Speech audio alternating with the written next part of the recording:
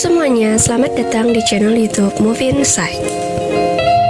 Di video kali ini, kita akan membahas alur cerita film yang berjudul Sightless yang rilis tanggal 2 September tahun 2020. Film ini disutradarai oleh Cooper Carl dengan pemeran utama adalah Madeleine Touch dan Alexander Koch.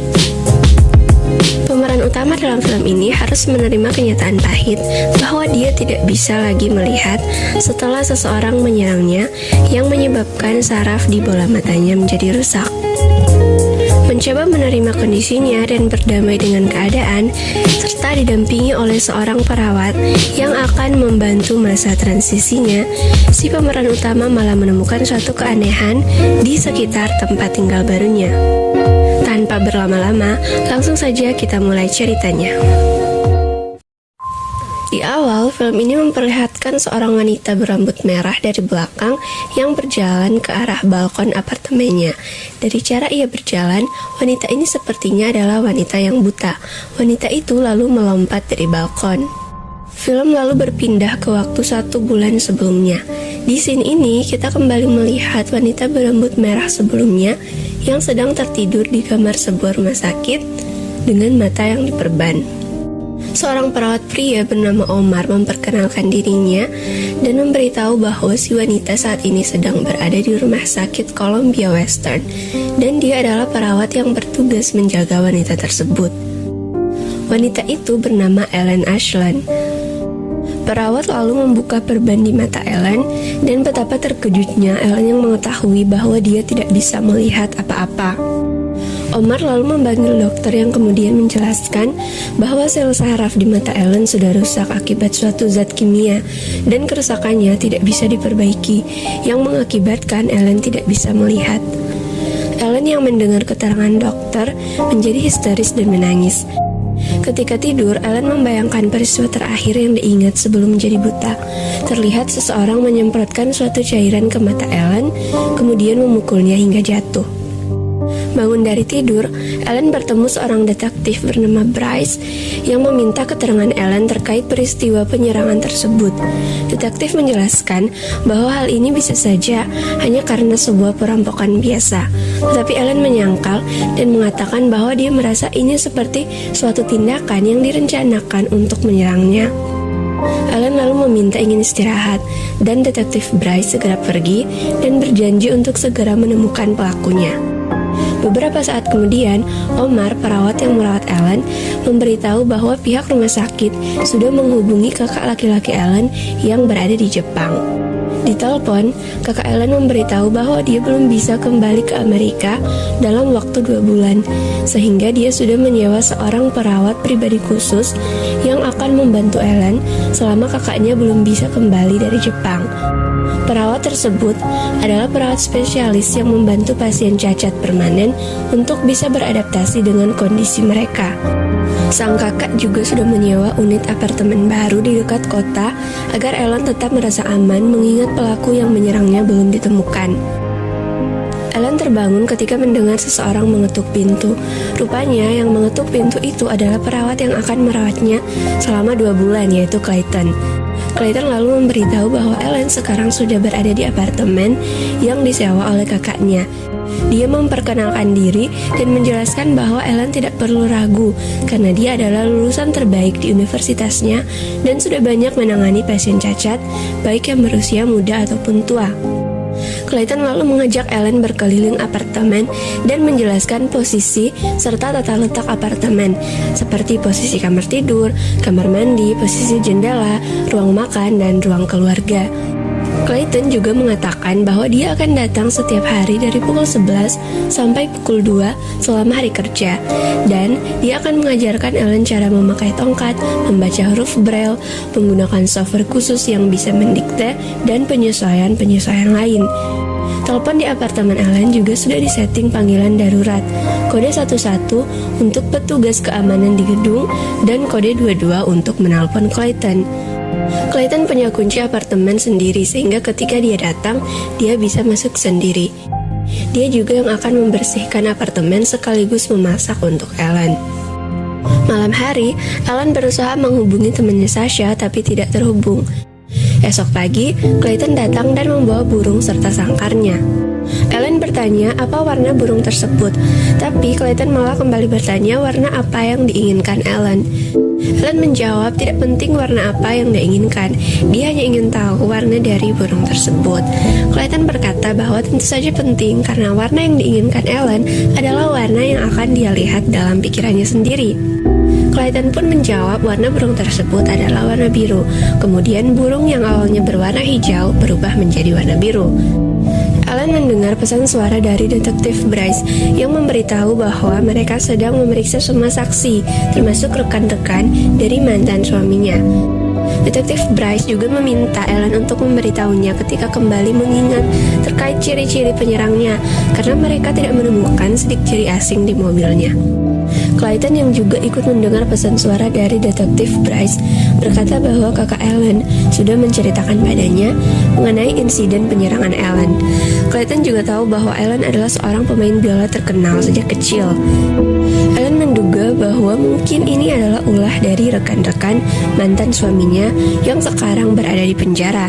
Karena mereka tidak bisa membalas langsung pada mantan suaminya, maka mereka menyerang Ellen, mengingat Ellen juga mengetahui perbuatan suaminya tapi tidak berbuat apa-apa.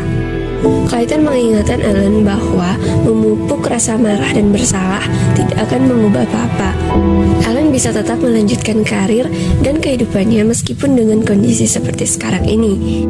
Ellen berkata bahwa semua yang dimilikinya bahkan sudah hilang sejak suaminya masuk penjara. Clayton yang terus meminta Ellen bersikap optimis malah semakin membuat Ellen frustasi dan marah, sehingga dia membentak Clayton dan memintanya untuk tidak membicarakan hal tersebut. Clayton yang memahami kondisi Ellen lalu memutuskan untuk belum memulai pelajaran dan penyesuaian Ellen pada hari itu. Ellen melalui hari-hari dengan normal, mencoba beradaptasi dan menerima kondisi fisiknya saat ini.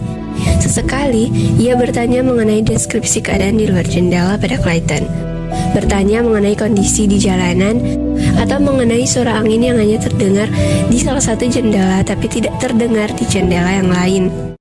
Hingga suatu malam, Ellen mendengar suara perempuan yang begitu jelas dari ventilasi udara yang dia duga berasal dari kamar tetangganya.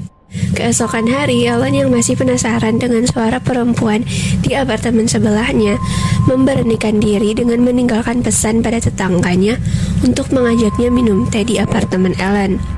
Ellen menceritakan pada Clayton mengenai kecurigaannya pada tetangga yang tinggal di sebelah apartemennya. Dia menduga wanita tersebut mengalami KDRT yang dilakukan oleh si suami wanita. Clayton meminta Ellen untuk tidak memikirkan hal macam-macam. Meskipun begitu, dia akan mencoba memberitahu pihak keamanan gedung terkait dugaan Ellen. Ellen yang sudah merasa nyaman dengan Clayton bertanya mengapa Clayton mau bekerja sebagai perawat khusus yang menangani pasien-pasien cacat. Clayton menjawab alasannya adalah karena ibunya sudah sakit sejak ia masih kecil dan dia terbiasa merawat ibunya. Dan pada saat merawat ibunya akan membuat semacam sangkar burung, dan di dalam sangkar burung itu ada beberapa jenis burung, yang mana Clayton akan memberikan nama dan sifat untuk tiap-tiap burung itu. Kemudian dia akan membawakan cerita bersama adik perempuannya untuk burung-burung di dalam sangkar itu. Tapi bagi Clayton, hal tersebut cukup membantu pekerjaannya saat ini, karena setiap pasien membutuhkan perawatan yang berbeda, sehingga dia perlu menyesuaikan perilaku dengan setiap pasiennya. Ellen pun bertanya Clayton versi apa yang sedang merawatnya saat ini. Clayton menjawab, Ellen sekarang bertemu dengan dirinya yang sebenarnya. Malam hari, ketika sedang mendengarkan email dari kakaknya, Ellen mendengar seseorang mengetuk pintu apartemennya. Rupanya itu adalah wanita dari apartemen sebelah yang membaca pesan yang ditinggalkan oleh Ellen dan memperkenalkan dirinya sebagai Lana. Ellen mengajak Lana masuk ke dalam apartemennya dan berkata bahwa dia tidak bisa melihat. Lana melihat-lihat ruang apartemen Ellen dan memuji beberapa lukisan di apartemen Ellen. Lana mengatakan bahwa lukisan di apartemen Ellen sesuai dengan tipe musik yang dimainkan Ellen. Bahkan suaminya, Russo, punya beberapa lukisan yang mirip dengan lukisan di ruangan tersebut. Ellen terkejut terkejut, Lana mengetahui bahwa dia adalah seorang pemain biola.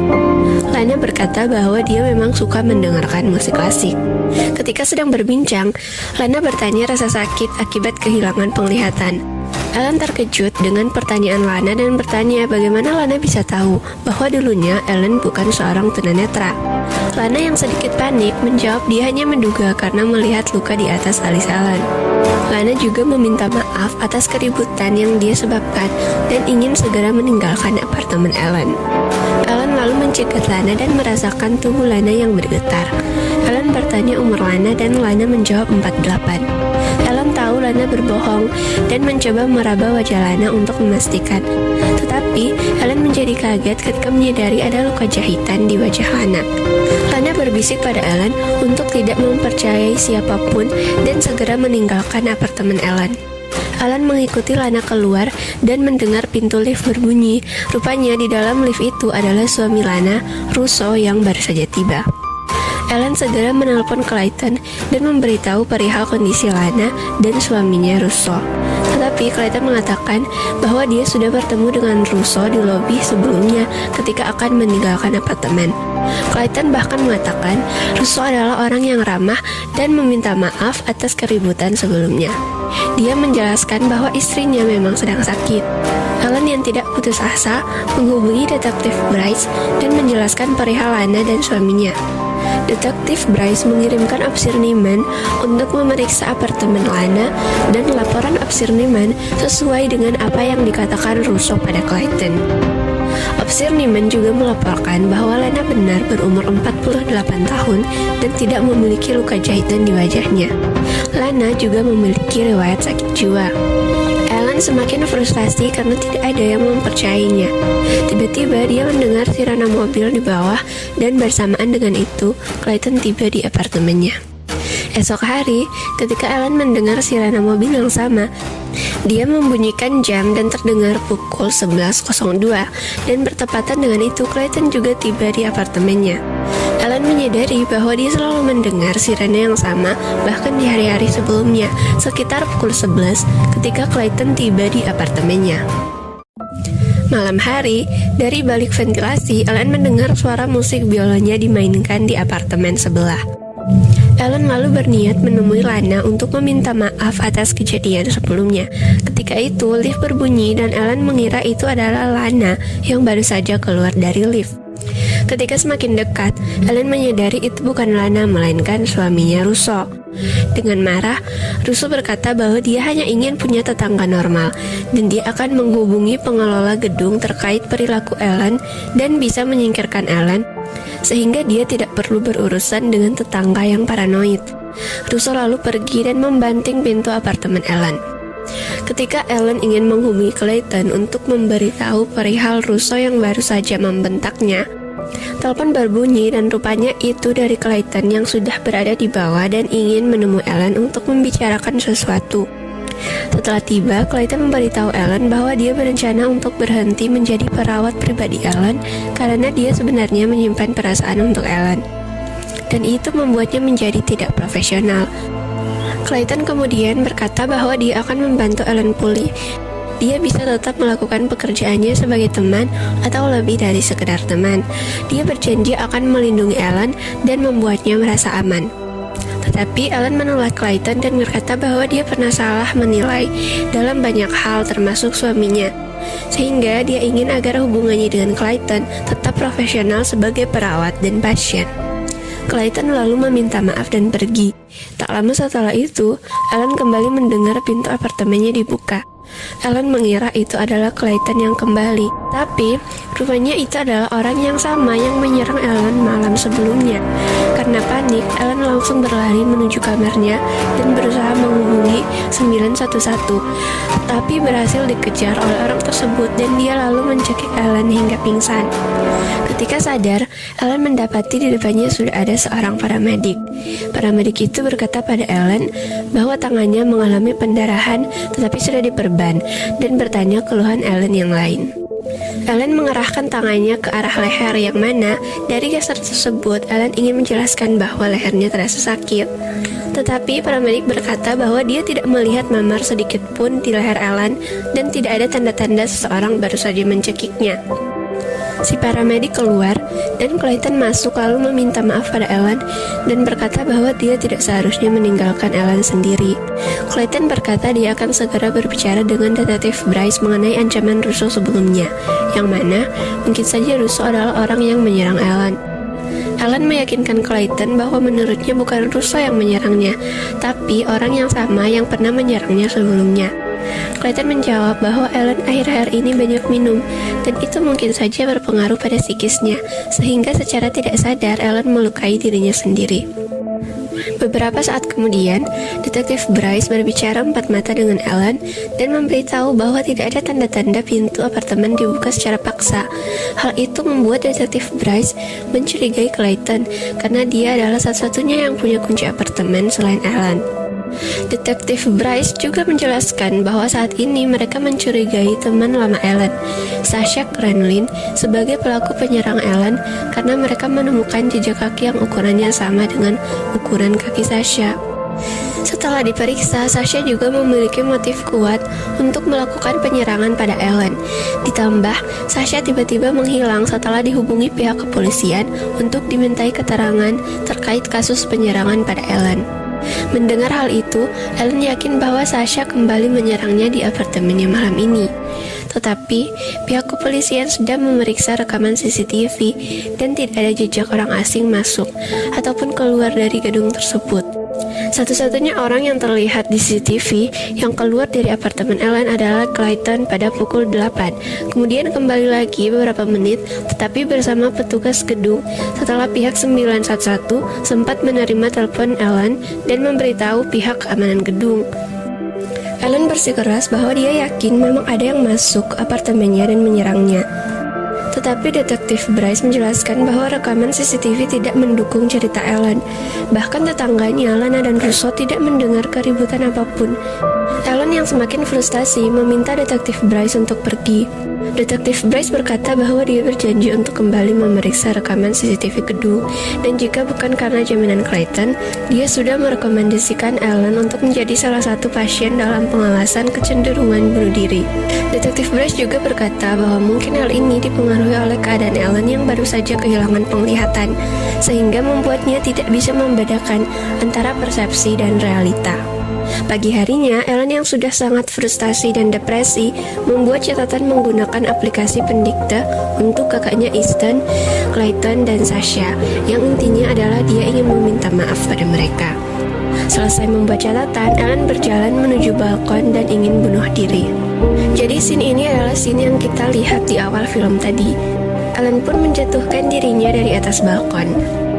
Setelah itu terlihat Ellen yang masih sadar setelah melompat dari balkon dan berada di sebuah ruangan, yang mana setelah Ellen mencoba meraba-raba dinding ruangan, dia menyadari bahwa selama ini dia tidak berada di sebuah gedung apartemen, melainkan hanya berada di sebuah ruangan tertutup. Dia lalu mendengar suara sirena yang sama, yang selalu ia dengar tepat pukul 11 pagi. Rupanya pemandangan luar gedung apartemen hanyalah persepsi dalam pikirannya saja. Gedung apartemennya sebenarnya berada di dalam sebuah ruangan tertutup.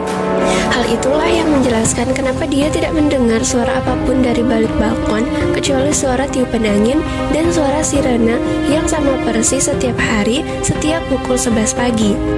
Hal itu karena suara angin dan sirena tersebut bukan berasal dari angin atau sirena asli, tapi dari sebuah speaker yang sudah disetting.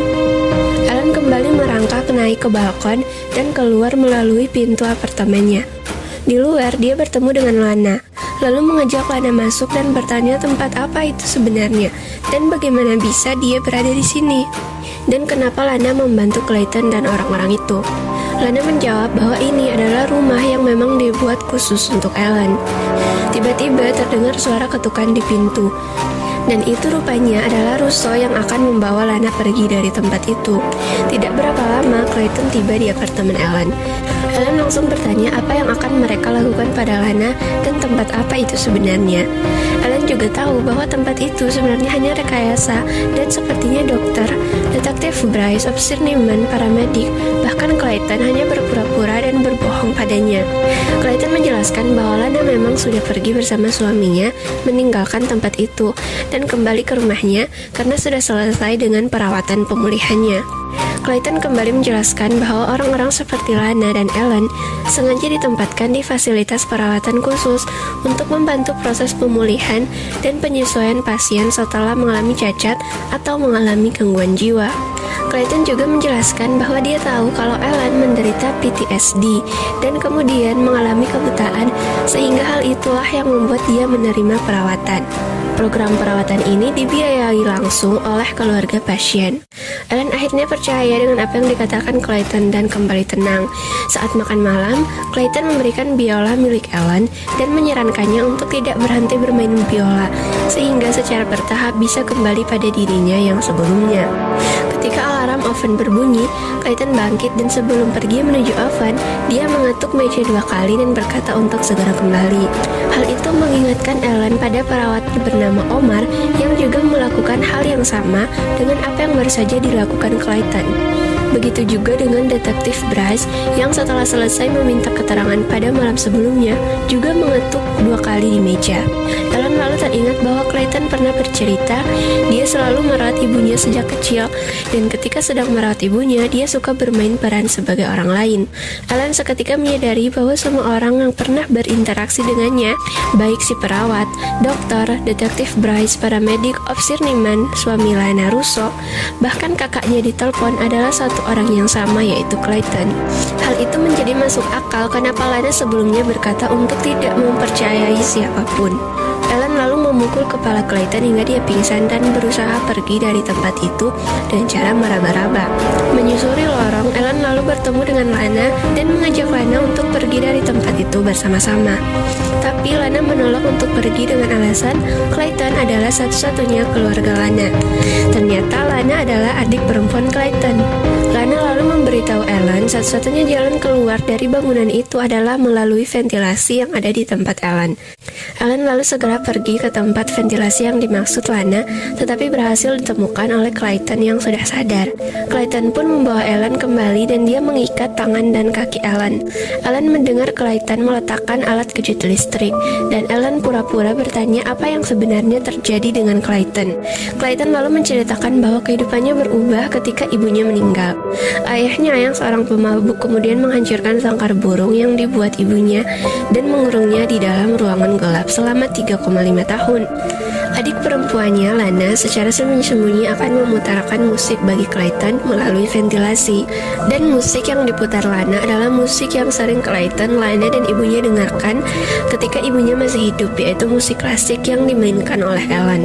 Sehingga bagi Clayton saat itu, musik yang dimainkan Ellen memberikan realita bagi dirinya yang pada saat itu dikurung di dalam ruangan yang gelap. Dan Clayton ingin membalas jasa Ellen itu, yaitu ingin memberikan realita bagi Ellen. Saat Clayton berbalik, Ellen berhasil mengambil alat kejut listrik dan menyetrum Clayton. Ellen lalu berusaha membuka ventilasi tetapi tidak menemukan jalan keluar, melainkan hanya menemukan sebuah cairan yang mana setelah Ellen mencium cairan tersebut, bau itu sama dengan bau cairan yang disemprotkan oleh orang yang menyerang Ellen. Dan ternyata jalan keluar yang dimaksud oleh Lana adalah dengan membuat Clayton menjadi buta menggunakan cairan yang sama yang membuat Ellen jadi buta. Clayton sudah kembali sadar dan berusaha menyerang Ellen. Ellen lalu meminum cairan tersebut dan menyemburkan tepat di wajah Clayton, yang menyebabkan Clayton melepaskan Ellen karena merasakan perih di matanya. Lana lalu membawa Ellen dan membiarkan dia pergi. 6 bulan kemudian, diperlihatkan Ellen yang kembali melanjutkan karirnya sebagai seorang pemain biola terkenal, dan film pun berakhir. Oke guys, jadi itu tadi ringkasan alur film Sightless. Dan sebagai tambahan, yang diperlihatkan dalam film ini sebenarnya itu adalah sudut pandang berdasarkan persepsinya si Ellen. Jadi karena Ellen tidak bisa melihat, semua persepsinya terhadap realita itu hanya berdasarkan apa yang dia dengar, dia raba, dia cium, atau apa yang dikatakan orang. Jadi yang kita lihat di film itu adalah bagaimana Ellen menggambarkan tempat dan keadaan dalam pikirannya. Dan itu adalah persepsinya Ellen ya, bukan realita. Terima kasih karena sudah nonton video ini sampai selesai. Jangan lupa subscribe dan klik tombol like serta share videonya ya. Sampai jumpa di video selanjutnya. Dadah.